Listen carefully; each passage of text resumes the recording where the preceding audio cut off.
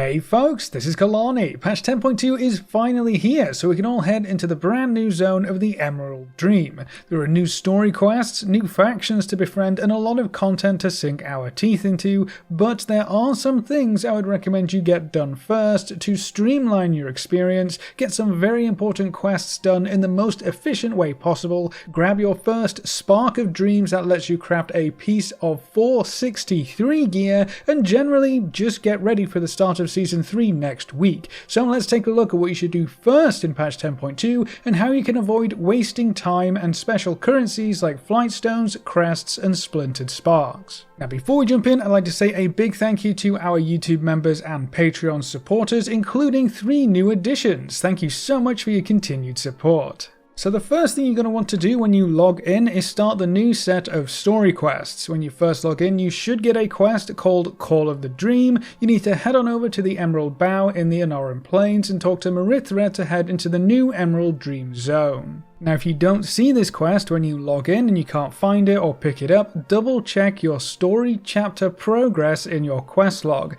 If you haven't completed the first chapter, the Coalition of Flames, you will actually need to do that one first. That first chapter was introduced in a previous patch and it is required to start the story content for patch 10.2. That quest starts at Chandra's Feathermoon in Valdrakken by the big staircase, so follow those breadcrumbs through to finish up that section first.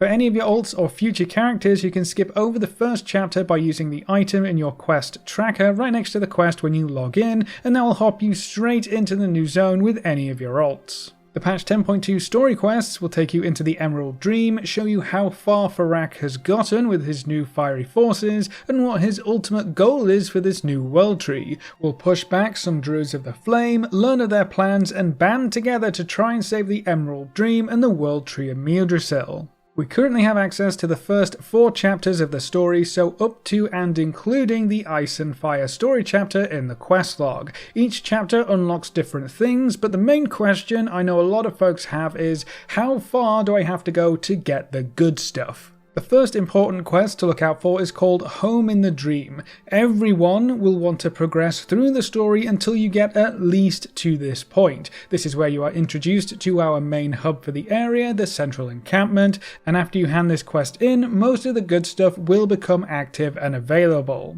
This will unlock world quests, events, important weekly quests, all of the important stuff you'll want to get done this week. Now before you head out on your adventures to the rest of the zone and before you continue the story content especially, you're going to want to pick up a few quests here. The first quest is from the renowned quartermaster and it's called a Worthy Ally Dream Warden. So it will ask you to obtain 1500 reputation with the new Dream Warden faction, which is actually really easy to do in this first week. The best and fastest way would be just continuing with the main story quests. Each chapter you complete should end with a quest that rewards you with a reputation token that gives you a whopping 2,500 reputation. So using just one of these tokens will immediately complete your Worthy Ally quest, so you can hand that in right away. If you want a handy dandy tip for the following weeks, hold on to your extra rep tokens until the weekly reset rolls around. You can then pick up your Worthy Ally quest, pop one of your tokens, and just be done with that quest immediately. It's great if you don't plan on spending a lot of time in the new zone, and if you mainly just want to raid and do Mythic Plus dungeons. The quest rewards you with some Dream Warden's rep and a box of goodies. That box is one of the only ways to get a splintered Spark of Dreams, which will let us craft some amazing gear later on, and these are only available once per week. More about that in just a moment. It's also going to contain flightstones, drake crests, supplies, and up to item level 450 gear, which will be a massive upgrade for anyone who wasn't pushing the highest tiers of content in the previous season. So if you are an open world content player, these gear upgrades are going to be huge and we can upgrade them even further. This quest is weekly, so it should be at the top of your to-do list every single week. The next quest you want to pick up is called Dreams Unified, and this one comes from Moonberry. This will give you an extra splintered spark when we collect our first one from completing the Worthy Ally quest, so after you complete a Worthy Ally, hand this one in to get your second splintered spark, which we can combine together to get our first Spark of Dreams. The Spark of Dreams is our new crafting spark for Season 3, and it lets you create up to item level 463 gear all by itself.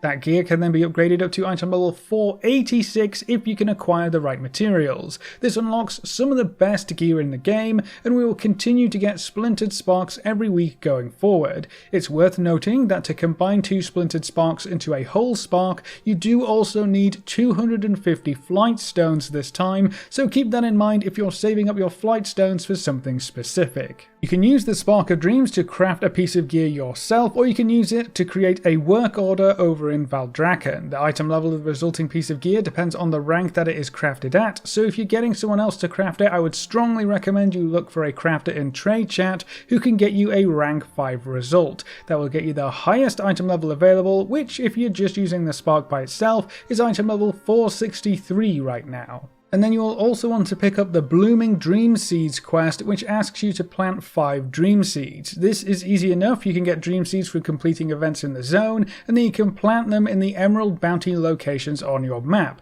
So keep an eye out for those icons, zoom on over and plant your seed.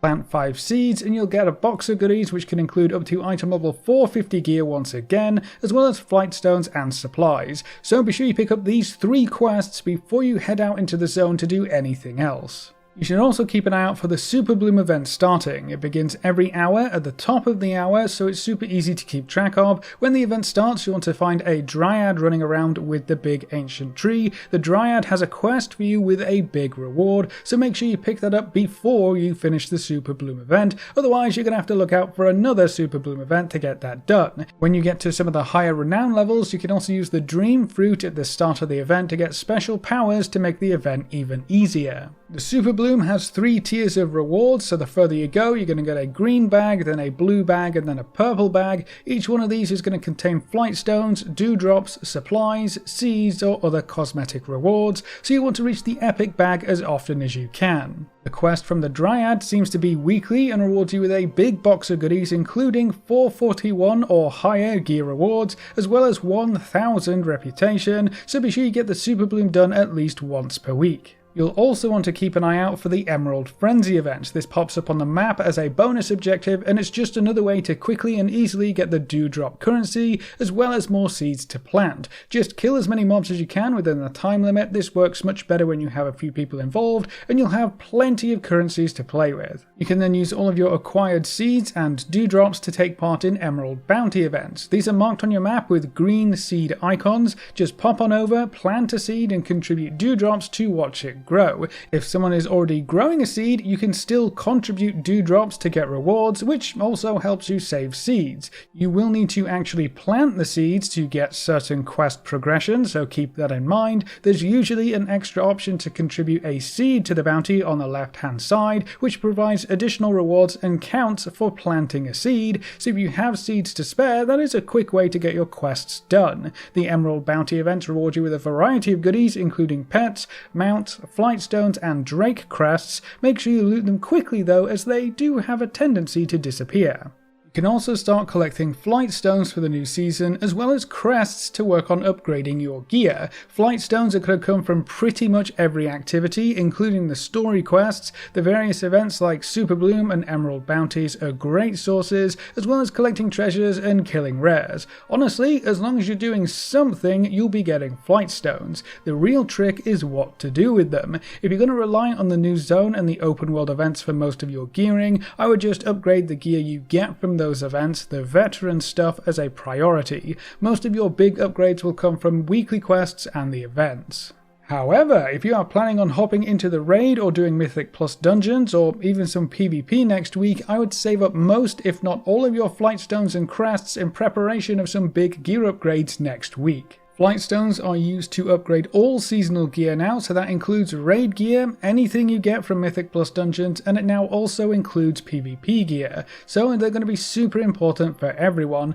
It wouldn't be a bad idea to also save up 2000 flight stones this week, which is the current cap, just so you can hit the ground running next week. If you don't plan on raiding or doing Mythic Plus dungeons in the new season, you can start working on some gear upgrades now as well. Those big weekly quests that we already mentioned, the one to plant seeds, the Worthy Ally, and the Superbloom event can all give you some huge gear upgrades, up to 450 from what I've seen so far, so that will give you some huge upgrades if you complete the quests every week. These items are also all on the veteran track, which means they can be upgraded up to item level 463 if you can collect enough Drake crests, which is kind of a crazy item level when compared to our Season 2 gear. Some world quests will also have gear rewards that may be of interest to you, but they are quite a bit lower item level wise when compared to the weekly quests especially, so take a peek at what they have to offer to see if any are worth doing for your own personal goals. Rares also drop items on the Adventurer track, which starts at item level 428, so they might be good to hunt down if your gear is on the lower side as well.